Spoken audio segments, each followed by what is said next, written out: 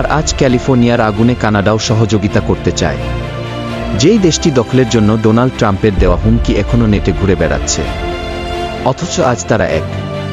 আর সেই দলে যোগ দিচ্ছে ইরান, যাদেরকে উদ্দেশ্য এমন কথাও শোনা যায় যে শিয়ারা হলো ইহুদিদের নতুন ভার্সন।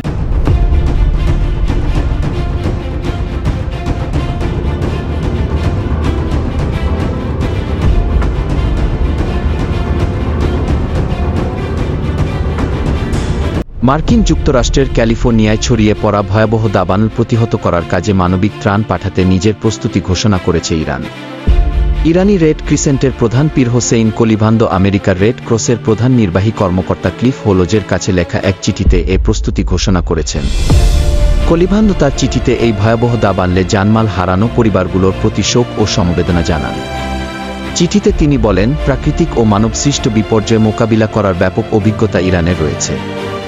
কাজেই ইরানের রেড ক্রিসেন্ট সোসাইটি তার র্যাপিড রিঅ্যাকশন টিমের পাশাপাশি উদ্ধারকারী সামগ্রী এবং আত্মত্যাগী ও প্রশিক্ষিত কর্মী বাহিনী পাঠাতে নিজের প্রস্তুতি ঘোষণা করছে।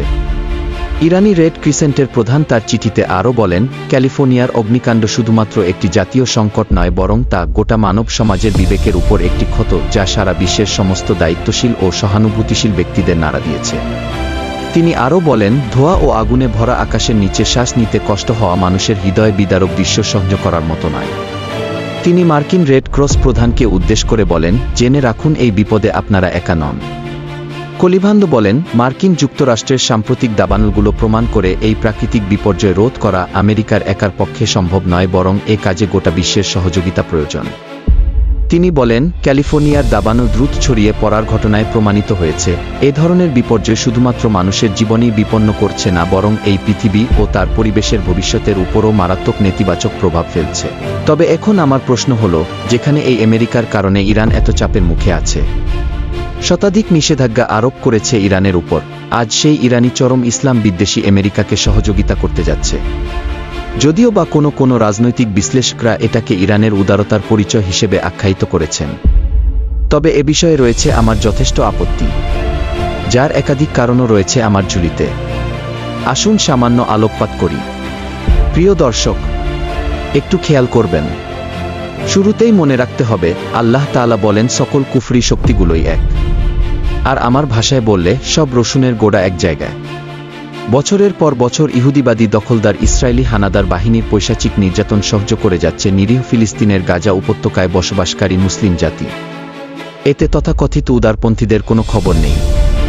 আর আজ ক্যালিফোর্নিয়ার আগুনে কানাডাও সহযোগিতা করতে চায়। যেই দেশটি দখলের জন্য ডোনাল্ড ট্রাম্পের দেওয়া হুমকি এখনও নেটে ঘুরে বেড়াচ্ছে, অথচ আজ তারা এক। আর সেই দলে যোগ দিচ্ছে ইরান, যাদেরকে উদ্দেশ্য এমন কথাও শোনা যায় যে শিয়ারা হলো ইহুদিদের নতুন ভার্সন। শুধু এতটুকুই না, যখন সিরিয়ান আর্মির হামলায় বাশার আল আসাদ পালিয়ে যায়, তখন ইরানের মদতপুষ্ট হিজবুল্লাহ ইসরায়েলের সামনে গাজাকে ফেলে সিরিয়ান মুক্তিবাহিনীর বিরুদ্ধে ঝাঁপিয়ে পড়ে। আর আসাদ সরকারের আমলে সিরিয়ার উপর ইসরায়েলের হামলা এবং সম্প্রতি ভয়াবহ হামলার দিকে তাকালে তো আরও গভীরতা পরিলক্ষিত হয়। এছাড়াও চলমান ইরানের পরমাণু কর্মসূচি নিয়ে আমেরিকার অবস্থান সম্পর্কে কিছু বলার নেই। শুধু তাই নয়, এই ইরান কিছুদিন আগেও যুক্তরাষ্ট্রের মিত্র পাকিস্তানের পক্ষ হয়ে আফগানিস্তানের বিরুদ্ধে একমত পোষণ করেছে। এসব দেখার পর এত সহজেই ইরানের এই পদক্ষেপকে উদারতা বলতে পারছি না।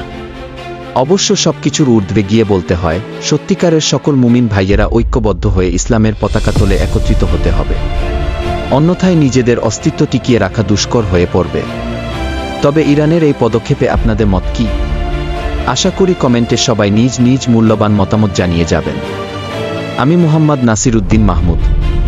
এতক্ষণ সাথে থাকার জন্য অসংখ্য ধন্যবাদ। আবার দেখা হবে পরবর্তী ভিডিওতে। ততক্ষণ পর্যন্ত ভালো থাকুন, সুস্থ থাকুন, খোদা হাফেজ।